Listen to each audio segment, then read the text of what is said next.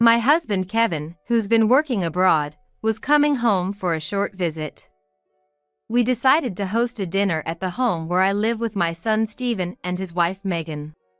The atmosphere was warm and cheerful as we chatted away, but everything changed with just one comment from my grandson Ryan. "So today's not a punishment day for Grandma? It's okay for her to eat?" Despite our efforts to keep up appearances, our grandson Ryan's remark threw everything into disarray. I was at a loss for words, staring down in silence. Stephen and Megan tried to smooth things over, but the more they talked, the more Ryan blurted out the truth. In a panic, Megan snapped, "Just be quiet for a bit," and ended up making Ryan cry. "Don't just yell at the kid." Kevin raised his voice, and suddenly the dinner atmosphere turned tense. In the silence that followed, with only Ryan's crying filling the living room, Kevin turned to Stephen for an explanation. Throughout this, I was comforting Ryan in my arms. Staying in my arms, Ryan worried. "Sorry, Grandma. Will I get you in trouble again? I can't keep this up." All I could do was hold Ryan close and stay quiet. I'm Rachel, a 60-year-old housewife. Kevin and I fell in love at work, which made things quite difficult until I resigned. In a time before mobile phones, exchanging contact details wasn't so easy, and workplace romances were often kept secret. We were always careful not to let our bosses find out until we got engaged. Even after getting engaged, deciding on seating arrangements and who would give speeches at our wedding was a headache, making us wonder whose wedding it was in the first place. Moreover, any mistake could lead to Kevin facing sarcastic comments at work, so it was a time when we could never let our guard down. However, those challenges strengthened our bond. A realization that hit me when Kevin's overseas assignment meant we had to live apart. 3 months before his departure. "I think I can be back within 3 years, but I'm worried. Maybe you should come with me?" I appreciate the thought, but at my age, going abroad is a bit much. Unlike you, I only speak English. Kevin was always worried about leaving me behind in the US. Besides, if anything comes up, we have Stephen and others. We can make phone calls, so don't worry too much. Yeah, you're right. Stephen is our son. 14 years ago, as Stephen started college, he expressed a wish to live independently and moved out. After graduating, he met Megan at his job and they married 7 years ago. 2 years into their marriage, our grandson Ryan was born. Stephen, who rarely visited when single, began coming home regularly after Ryan's arrival. Kevin and I always looked forward to these visits. Yet, the time spent just between us was equally filled with peaceful, enjoyable days. Especially dear to me were the trips Kevin planned during his long vacations, saying, "I've been so caught up with work, leaving everything at home to you, Rachel. Let's create more time for us." He always took me to places I wished to visit. This was our first experience with solo overseas assignment, complicating immediate returns. Understandably, Kevin was worried. But I reassured him, with Stephen and Megan living just 15 minutes from the nearest bus stop. There was no cause for concern. About a month and a half before leaving, I injured my back, necessitating hospital visits. Thankfully, the condition was manageable, allowing me to attend appointments and maintain basic living. However, Kevin saw my situation as critical, proposing to delay his departure until I recovered. "I'm grateful, but it's not severe enough to postpone your work," I countered. "But living alone in this state is unacceptable. What if something happens?" Kevin's worry clashed with my reassurances, leading to a stalemate over several days. "We're both adults, Kevin. We shouldn't worry over such matters. If anything, we can ask Stephen for help." I continued to persuade him. And then Kevin had an idea. Let's see if we can stay with Steven. What? Immediately, Kevin called Steven, sharing my back issue and his overseas assignment. Steven responded, I get the situation. Let me talk it over with Megan and I'll get back to you. Before hanging up. Secretly, I doubted they would agree to such a sudden cohabitation. Yet, Steven's reply was the exact opposite of my expectations. Megan agrees. It's just for up to 3 years, right? That's totally fine. Great, we owe Megan a huge thanks. I'll make sure to express our gratitude soon.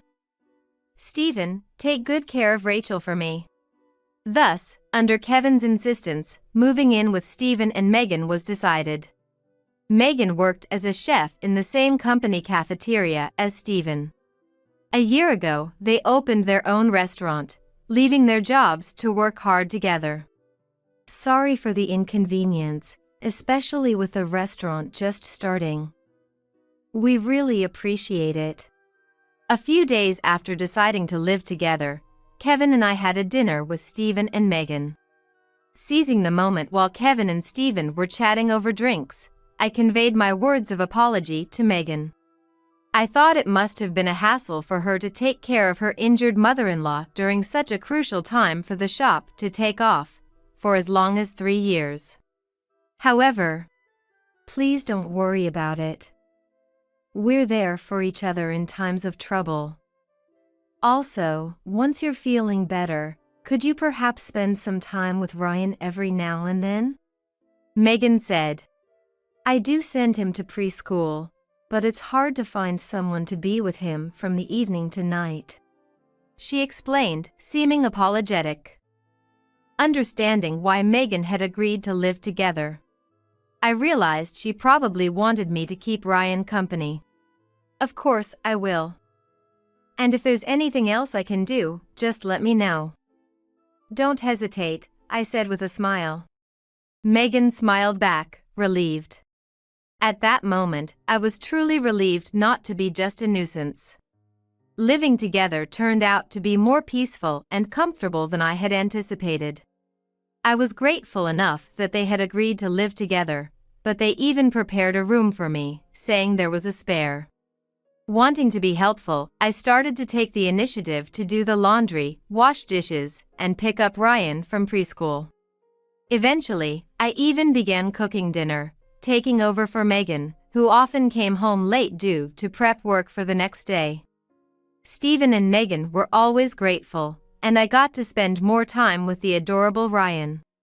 Although it was Kevin's sudden idea to start living together, at that time, I was truly happy, grateful every day to Kevin, Steven, and Megan. However, this happy time didn't last long. It all started with a casual remark from Ryan at dinner. I like Grandma's food more than Mom's cooking. Oh my, thank you. Home cooking couldn't possibly be to professionals, but perhaps to Ryan, who had chef parents, home-cooked meals felt fresh and delicious. Moreover, Ryan proudly said he could eat his disliked vegetables with my cooking. That's great, I said, praising him a lot. Truth be told, Ryan's pickiness was just like Steven's when he was a child.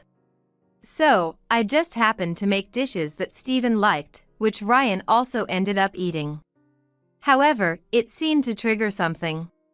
If you like Grandma's cooking so much, why don't you have Grandma cook for you every day from tomorrow? Megan's expression was calm, but her tone was clearly angry.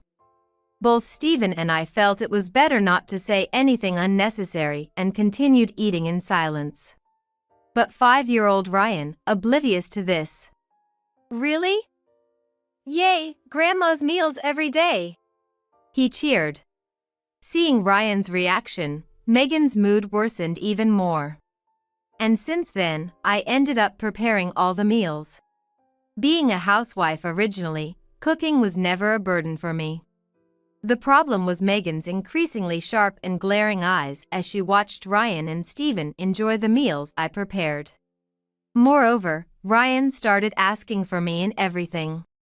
From showering, reading storybooks, dressing, drawing, and even tucking him in. I was happy to oblige Ryan's requests, but to Megan, it might have felt like her child was being taken away. "Rachel, please don't spoil Ryan.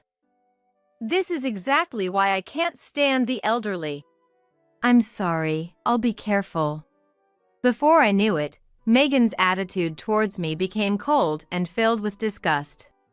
For months after Kevin went abroad, Megan made a suggestion.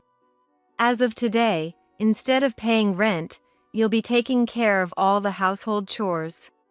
When I asked what brought this on, Megan explained that providing for an additional adult's food and utilities for 3 years was a disadvantage to her. She wanted that disadvantage compensated for in the form of labor. "Your back is better now, right? Then, please start working hard." Megan spoke calmly, her gaze cold, leaving me speechless. Was this really the Megan I knew? Feeling frightened by the drastic change in Megan, who seemed like a completely different person from before we lived together, I silently agreed to comply. After all, the cost of living had indeed increased with an extra adult in the house. I could understand Megan wanting me to make up for that through chores. I decided to be more considerate towards Megan and try to reduce her burden. I thought that would calm Megan down and things would go back to how they were. At that time, I truly believed that effort could restore our good relationship. However, that hope was soon to be shattered. If I did the laundry, I was scolded for folding it wrong. If I washed the dishes, I was berated for washing them poorly.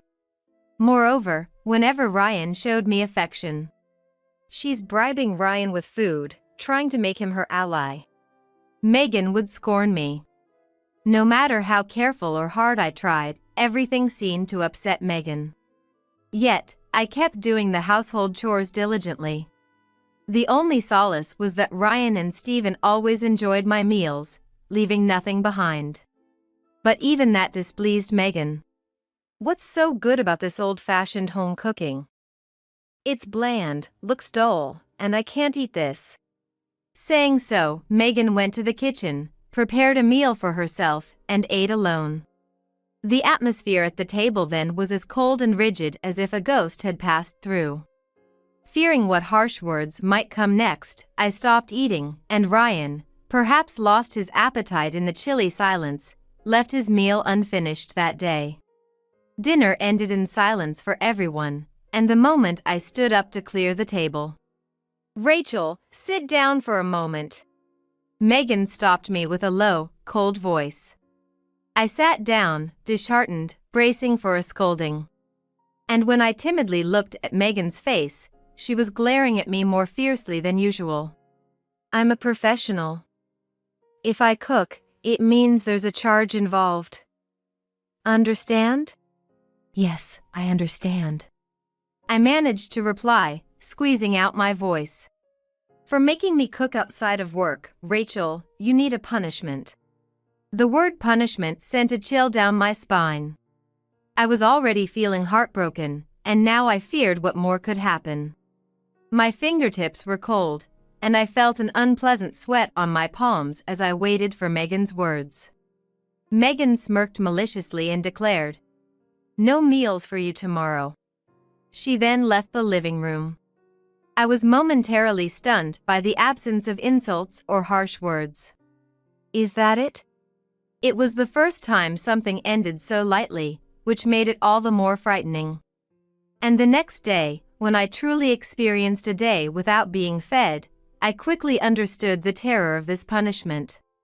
No matter how hungry I became, feeling like I might collapse, taking a break from the chores was not allowed.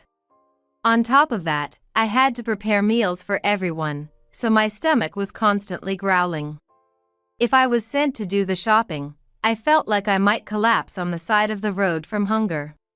I even thought being scolded at home would be far better than this. This kind of punishment happened 3 times a week. Steven was of no help, always trying to stay on Megan's good side. Worse, recently he began joining Megan in berating me. The only solace was Ryan, but if Megan caught him being kind to me, he would get scolded too. So, I had to limit my interactions with Ryan to the bare minimum. The room prepared for me was treated more like a storage space, and now I can't even stretch out my legs to sleep. Somehow, I had become an unwelcome burden. Facing such cruel treatment, I thought of going back home many times. But every time, the thought of Kevin working abroad and worrying about me stopped me from taking action. Just 3 years. If I could endure this time, everything would be settled. I continued to live a shell of a life, terrified of crossing Megan. A little over a year after Kevin left for his overseas assignment, one day. "Stephen, it's sudden, but I've got to make a temporary return next week. How about we all go out for a meal?" "Next week? That's too sudden. Let's just eat at our place." "Yeah, that sounds good. By the way, how's Rachel? Whenever I call, I'm told she's always playing with Ryan and can't talk much." "She's fine." "All right, see you next week." With that, Stephen abruptly ended the call. Then, during dinner, he relayed this news to Megan and I. Megan visibly looked annoyed, but I was overjoyed inside. Since going abroad, the only calls from Kevin were in the first few months. I figured he was too busy to call, but honestly, I felt very lonely. Moreover, Megan had forbidden me from calling Kevin, so all I could do was wait for his contact. During the time we couldn't see each other, I couldn't help but worry. What if he got hurt or sick? What if he's been working too hard and have become worn out?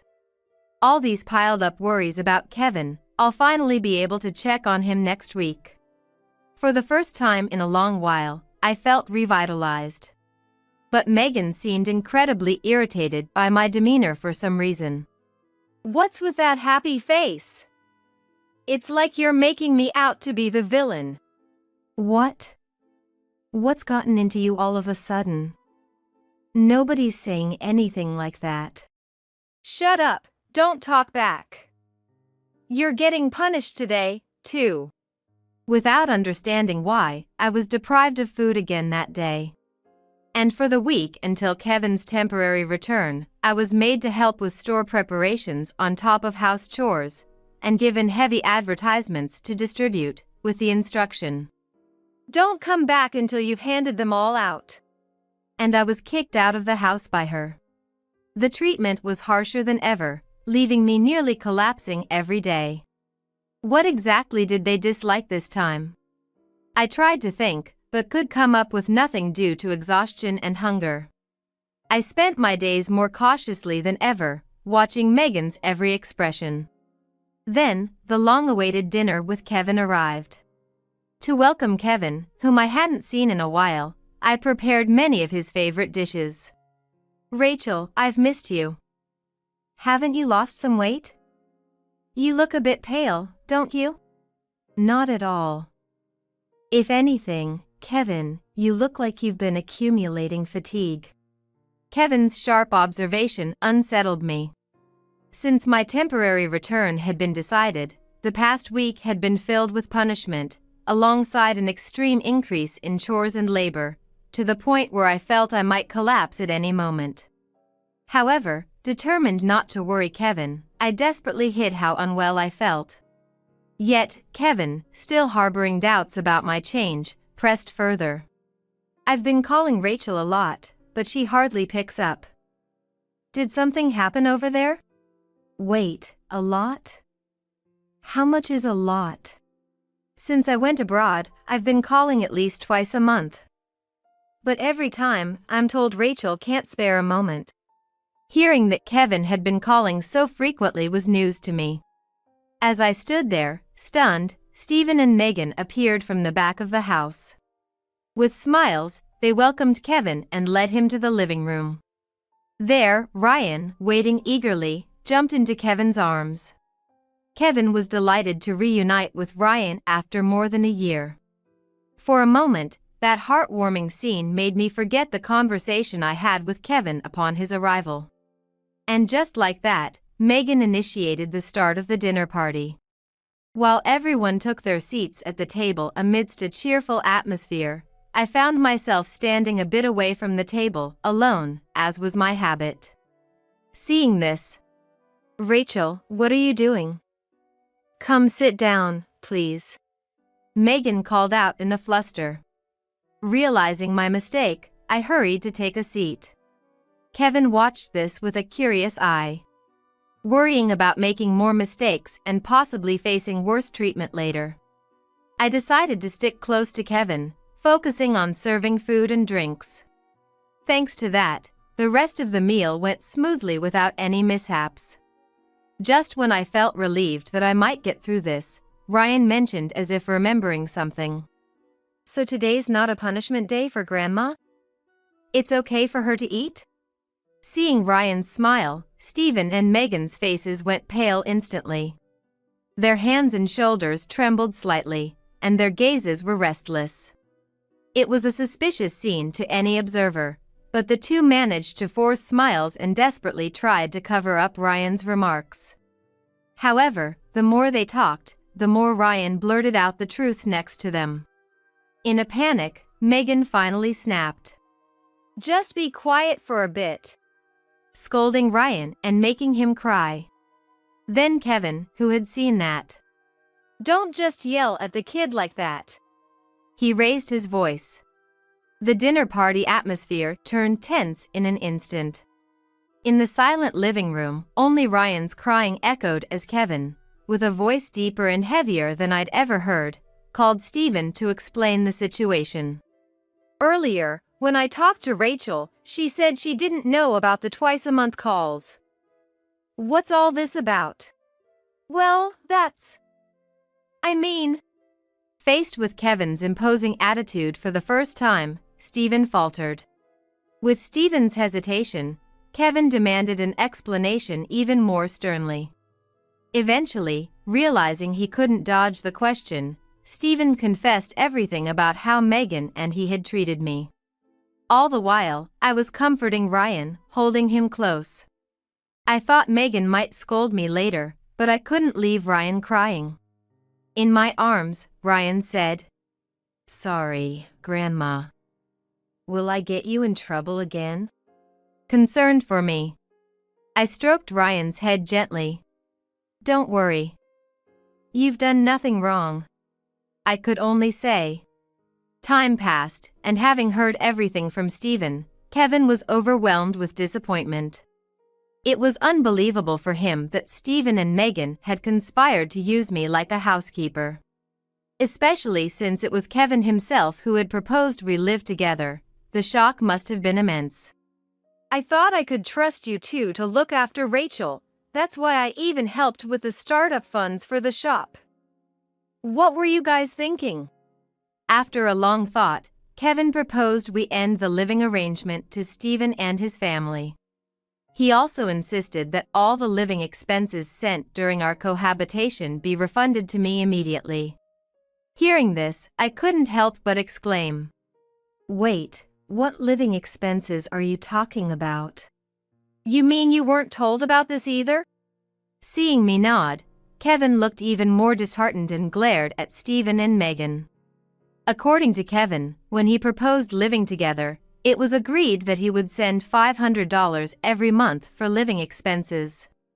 And he had also arranged with Stephen to explain this to me later. However, I was completely unaware of this arrangement. Instead, I was told to work because living expenses were needed, and was made to work like a housekeeper.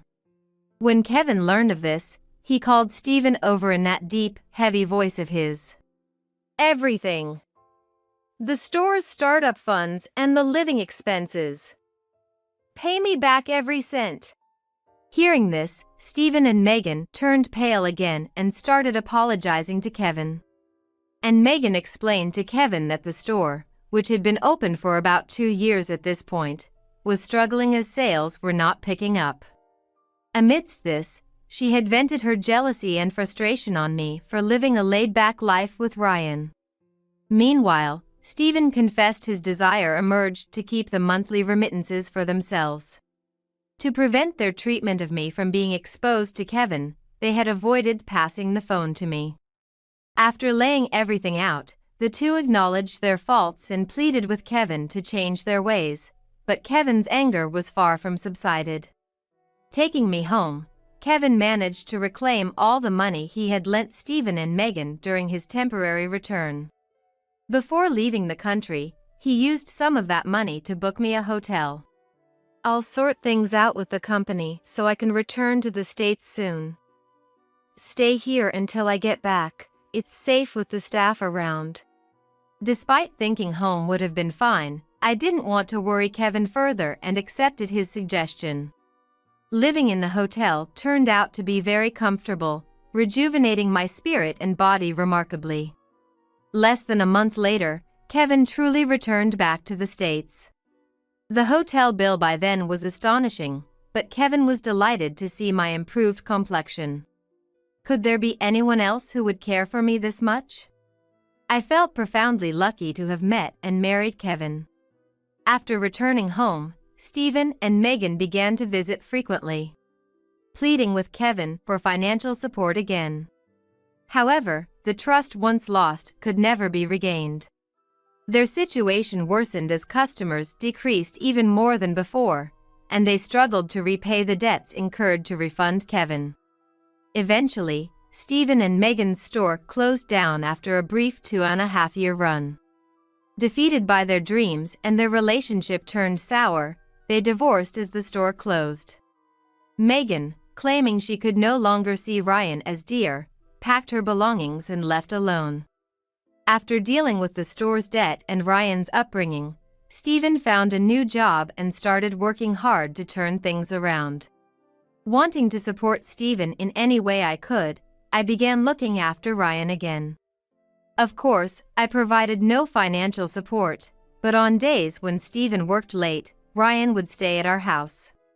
Ryan, who will soon be a schoolboy, said, "Look at this backpack. I'm going to use it for school. It's really cool, isn't it? Thanks for buying it for me, Grandma, Grandpa." His proud posture, carrying his new backpack, never ceases to be utterly adorable. Kevin and I want to continue watching over Ryan with kindness. And secretly, I hope that someday Stephen will marry someone who is kind and compassionate.